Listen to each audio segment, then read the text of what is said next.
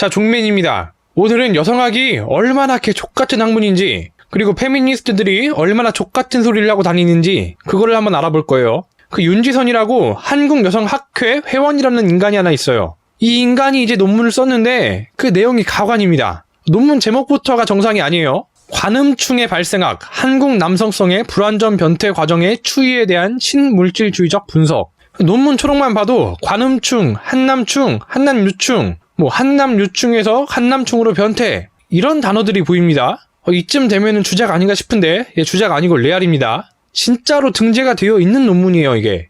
그리고 논문 내용을 보면은 더 가관입니다. 남성 계층의 파괴성과 착취성, 오만성, 한남유충이란 용어가 지니는 의미와 효과는 무엇인지 살펴보도록 하겠다. 한남유충이란 용어의 고안은 20대 여자들이 던진 다음과 같은 질문으로부터 추동되었다. 과연 한남충은 어떻게 탄생하는가? 현재의 한남 성충들은 성인기가 도래하자 갑자기 출현한 군집체인가? 아니면 한국 여성들이 미성년자일 때부터 학교 교실에서 학원에서 포진된 채 여성 혐오놀이에 심취해 있던 그 남아 군집체들의 연장성인가? 20대 여성들은 현재의 한남충들이란 그들이 과거에 겪어왔던 한남유충들의 연속적 진화체임을 직시하게 되었고, 그들을 항시 둘러쌌던 불쾌한 여성 비하의 경험들을 재사유화할 수 있는 용어를 직접 고안해낸 것이다. 한남유충이란 용어는 실제로 교실 현장에서 벌어지고 있는 여성 혐오놀이의 피해자들인 미성년 여아들에게도 남아들의 여성 혐오 행위에 대적하고 그것을 중지시킬 수 있는 유일한 반격의 언어 무기로 인식되고 있는 실정이다. 한남유충이란 용어가 단순히 남아 혐오 용어로 그 의미와 효과가 한정되는 것이 아니라 한국 여아들이 교실, 학원, SNS에서 사용하는 한남유충이란 용어의 기능이란 남아 군집체들이 일상 안에서 공격적으로 내뱉는 여성 혐오 용어들의 효력을 무력화시킬 수 있는 맞대응 전략의 지점에서 파생되었다.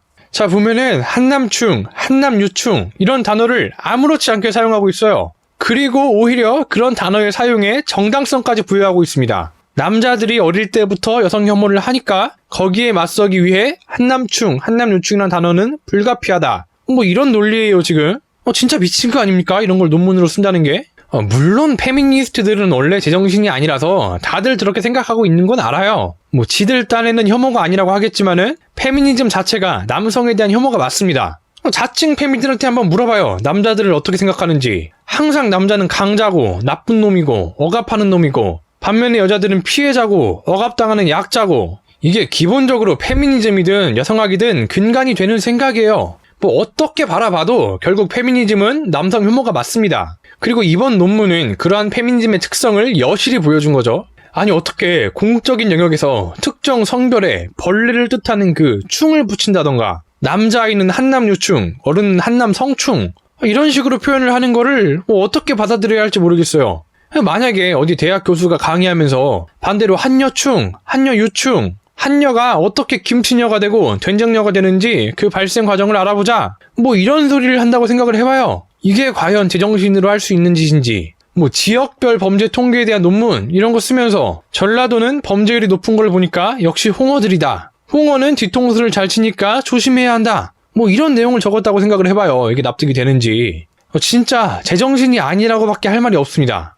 저 논문에서도 그렇고 페미들이 입만 열면 하는 얘기가 그 여자들은 맨날 차별받고 혐오당하고 있다 그러는데 아니에요.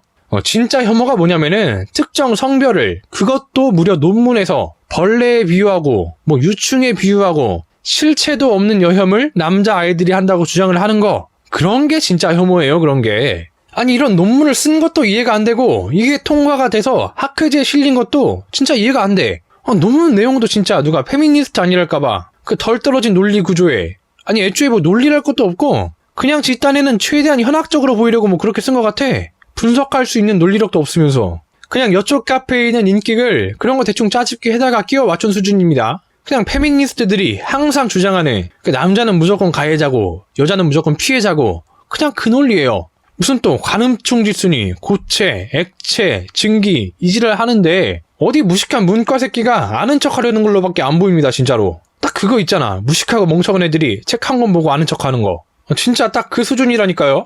지식은 어떻게 쌓아 올렸어. 책 많이 보고 공부 많이 하고 그 지식은 어떻게 쌓아 올렸는데 기본적인 지능이 이게 뒷받침이 안 돼주니까 논리적인 사고를 못하는 겁니다.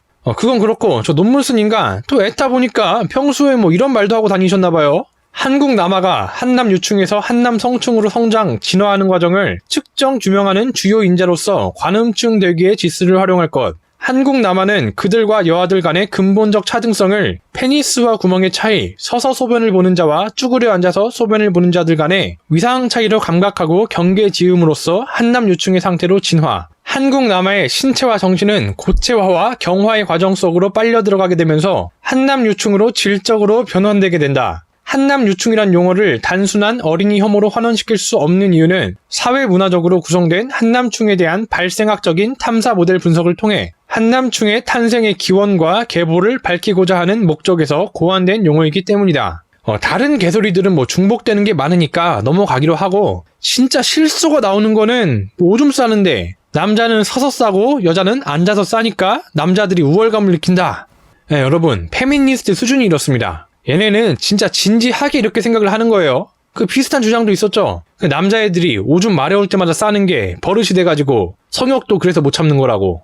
그래서 오줌 참는 훈련을 해야 된다. 이런 얘기도 있었습니다. 이것도 진짜 진지하게 이렇게 주장을 하는 겁니다. 대체 이런 정신병의 근원은 어딘가 하고 봤더니 그 여성주의 철학자 리스 이리가레라고 이런 말을 한 적이 있습니다. 남성의 음경이 딱딱하게 발기하기 때문에 고체 역학은 남성 중심적이고, 여성의 음순에서는 생리혈과 지렉이 나오기 때문에 유체 역학은 여성 중심적이므로 고체 역학이 유체 역학보다 특권을 가지고 있다. 이것도 주작일 것 같은데 아닙니다. 검색해보시면 나와요. 실제로 한 얘기입니다. 그러니까 이게 여성학이라는 게 얼마나 정신병자들이 가득한 학문입니까? 제정신이면은 저런 말을 할 수가 있겠어요? 아니 저런 생각이라도 할 수가 있겠습니까?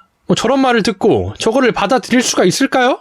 근데 저런 미친 소리를 하는 게 여성학이고, 저런 미친 소리를 받아들여서 그대로 읊는 게 페미니즘입니다. 자, 그럼 오늘 영상 요약할게요. 일기는 일기장에, 정신병은 정신병원으로,